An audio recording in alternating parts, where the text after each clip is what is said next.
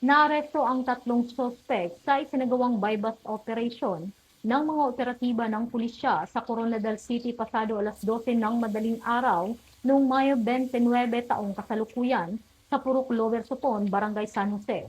Kinilala ang mga suspect na sina alias Kim, 23 anyos, alias G, 28 anyos at alias James, 36 anyos. Ang lahat ay pawang residente ng lungsod ng Coronadal City.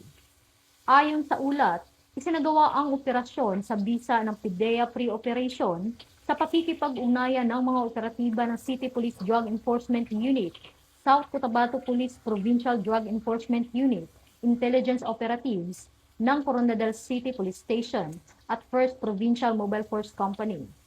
Sa nasabing operasyon, nakabili ang pusher buyer ng isang sachet ng hinihinalang shabu mula sa sospek kapalit ang halagang 500 piso. Nakumpiska mula sa mga sospek ang 2 sachet ng hinihinalang shabu na tinatayang may kabuuang bigat na humigit kumulang 10 gramo ang mga nakumpiskang ebidensya na may tinatayang halagang 68,000 pesos. Kasalukuyang nasa kustudiya ng pulisya ang mga sospek habang inihahanda ang kasong paglabag sa Section 5 at 11 Article 2 ng Republic Act 9165 o ang Comprehensive Dangerous Drugs Act of 2002. Patuloy namang nananawagan ang pulisya sa publiko na makiisa sa kampanya kontra iligal na droga sa pamamagitan ng pagbibigay ng impormasyon upang mapanatili ang kaayusan at kaligtasan ng komunidad.